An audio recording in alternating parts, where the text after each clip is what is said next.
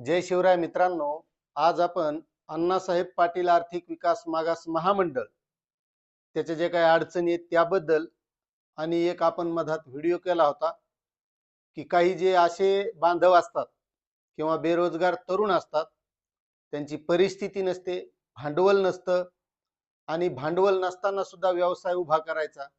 आता जरी त्यांनी अण्णासाहेब पाटील आर्थिक विकास मागास महामंडळाच्या माध्यमातून अर्जही भरलेला असला तरी बँका काय सहजासहजी कर्ज देत नाहीत. काही जणांना मिळतही असेल, मात्र काही जण असे असतात की त्यांना मिळत नाही. आणि तशा बऱ्याच बांधवांनी आपल्याला कमेंट केल्या की सर, तुम्ही जो कोणता व्यवसाय सांगता तर त्याच्याबद्दल आम्हाला माहिती द्या आणि त्या व्यवसायाबद्दल सुद्धा आपण माहिती देणार आहोत. कारण प्रत्येकाकडे मोबाईल आहे आणि मोबाईल ही गोष्ट काय कधी बंद पडणार नाही. आणि तुम्ही पाहिलंही असेल की कोणाच्याही हातात मोबाईलच आहे. आता त्याच्यावर आपण नंतर बोलू. पण अण्णासाहेब पाटील आर्थिक विकास मागास महामंडळाच्या बाबतीत ज्या काही उत्पन्न मर्यादेच्या अडचणी असतील किंवा जिल्ह्याचा ट्रॅक्टरचा कोठा संपाला अशा अडचणी असतील, ह्या बऱ्याच जणांना आल्यात आणि त्याबद्दल आपण या अगोदर बऱ्याच वेळा बोललेलो आहे की हे सगळं जे काही झालंय का ते अण्णासाहेब पाटील आर्थिक विकास मागास महामंडळाचे जे एमडी आहेत यांनी वेबसाईट मध्ये बदल केला, अध्यक्षांचा कोणताही विचार घेतला नाही आणि या ज्या अटी घातलेल्या आहेत या जाचक अटी ह्या त्यांनी घातलेल्या आहेत. आणि याबद्दल अण्णासाहेब पाटील आर्थिक विकास मागास महामंडळाचे अध्यक्ष श्री नरेंद्र पाटील यांनी स्पष्ट असं सांगितलेलं आहे. आणि त्यांनी मुख्यमंत्र्यासोबत सुद्धा विखे पाटलासोबत चर्चा केलेली आहे आणि त्यावर आता ते त्यांच्या माध्यमातून तोडगा काढतील. त्यावेळेस आपण त्यावर बोलू. पण सध्या बऱ्याच जणांना ह्या अडचणी आल्यात. मात्र त्यामध्ये सुद्धा काही जण असे आहेत की ज्यांचा जो व्याज परतावा आहे, काही जण म्हणतायत व्याज परतावा येईन, मात्र व्याज परताव्याबाबत सांगतो की व्याज परतावा यायलाय, त्यामध्ये कोणत्याही प्रकारची अडचण नाही. आता त्यामध्ये तुम्ही जे काही कागदपत्र अपलोड करतात त्यामध्ये तुमच्या त्या काही अडचणी असतील, स्टेटमेंट बाबत असतील, तर त्याबाबत आपण या अगोदर बऱ्याच वेळा बोललेलो. वारंवार तेच बोलणं काही योग्य वाटत नाही. त्यामुळे स्टेटमेंट व्यवस्थित अपलोड करा, व्याज परतावा येतो. कारण मीच 2022चा एक जणाचा त्यानं म्हणजे डॉक्युमेंटच अपलोड केलेले नव्हते. सँक्शन लेटर निघाल्याच्या नंतर, आपलं सॉरी LOI निघाल्याच्या नंतर सँक्शन लेटर आणि ते कागदपत्र अपलोड केले नव्हते. मात्र मी त्याचे अपलोड केले आणि आता काल परवाच त्याला एकदाच 3 हप्त्याचे पैसे आलेले आहेत. त्यानं खुशीनं पेढे घेऊन आला माझ्याकडे, पेढे खाऊ घातले मला आणि त्याला इतका आनंद झाला की त्यानं त्याचे म्हणजे सोडून दिलेली होती अपेक्षा. मात्र त्याला म्हणलं तू मी सांगतो त्या पद्धतीनं तू कागदपत्र आण, मी अपलोड करून देतो. आणि त्याचे काल 3 हप्ते आलेले आहेत. त्याच्यामुळे ज्यांचा व्याज परतावा राहिलेला असेल तर त्यानं कागदपत्र व्यवस्थित अपलोड करा. त्यामध्ये काय त्रुटी आलेली असेल ती त्रुटी बघा आणि जशी त्रुटी आली आहे तशी ती दुरुस्त करण्याचा ताबडतोब प्रयत्न करा. व्याज परतावा येतो. आणि ज्या बाकी अडचणी आहेत तर त्यावर आता जो निर्णय होईल तो झाल्याच्या नंतर आपण बोलूच. आता विषय असा आहे की बरेच जण बिगर भांडवली व्यवसाय काहीतरी करता येतो का असा प्रयत्न त्यांचा असतो. आता मी एक सांगतो, प्रत्येकाकडे मोबाईल आहे, बरोबर आहे. मोबाईल ही बंद पडणारी गोष्ट आहे का? नाही. कारण प्रत्येक माणूस हा मोबाईलवर आहे सध्या. तुम्ही रस्त्यानं चला, कुठं जर तुम्हाला 2-3 जण बसलेले असले तर ते काही इकाड्या तिकाड्या गप्पा मारित नाहीत. ते फक्त मोबाईल पाहलेत, रील्स पाहले, कोणी फेसबुक पाहलंय, कोणी इंस्टाग्राम पाहलंय, कोणी युट्यूबवर माहिती पाहलंय. म्हणजे आता त्याच्यात वेगवेगळे प्रकार आहेत. पुन्हा युट्यूब पाहणारे जे आहेत तर त्याच्यात काही नुसतेच उगे काही रिकाम टेकडेही पाहणारे नसतात, काही काही चांगली माहिती घेणारे असतात. समजा काही शिकलेले तरुण असले तर ते त्याच्यावर नोकरीसाठी काही जाहिराती येतात, त्याबद्दल ते माहिती शोधत असतात. काही शेतकरी असले तर काही योजनांची माहिती आली का ते बघत असतात. आणि काही जे शेतकरी नाहीत आणि शिकलेले नाहीत, मग एखादी शासनाची इतर काही योजना आली का ती आपल्याला घेता येते का असा त्याचा पाहण्याचा प्रयत्न असतो. आणि मग मला हे सांगायचंय की जर तुम्हाला असं काही करता येत असेल, कारण माणसाला देवानं प्रत्येक माणसाला वेगवेगळी बुद्धी दिली, वेगवेगळा त्याचा विचार आहे.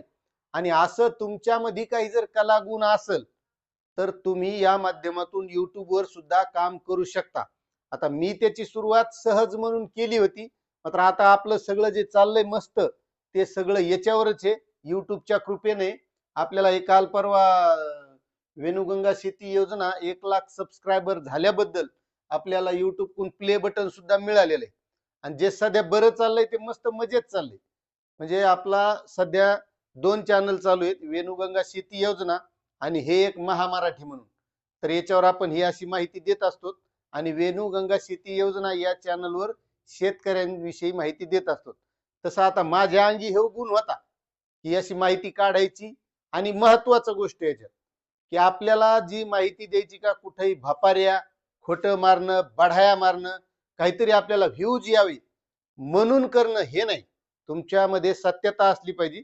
कारण तुम्ही आज खोटं काहीतरी बोलता काहीतरी भंपक गोष्टी करता, तुमचं आज कोणीतरी बघल पण ते कालांतरानं बंद पडल. तुम्ही जास्त दिवस तुम्हाला कोणी बघणार नाही कारण तुमच्यावर विश्वासार्हता कमी होईल. त्याच्यामुळे शांततेनं आणि चांगली माहिती देण्याचा प्रयत्न करायचा. आता प्रत्येकाला वेगवेगळ्या इतक्या फील्ड याच्यात लय मोठ्या म्हणजे तुम्ही काहीही करू शकता. आता एखादा भजने असला तो भजन टाकू शकतो, त्याच्यावर त्याचं गायन टाकू शकतो. एखादा शेतकरी असला त्याला काहीच येत नाही, 12 भानगडी इकडे तिकडे जमत नाहीत, त्यानं वावराबद्दल जरी माहिती टाकली तरी लोक पाहतेत. कारण प्रत्येकाला काहीतरी नवीन शिकण्याची गरज आहे आणि प्रत्येक जण नवीन शिकायचा प्रयत्न करलाय.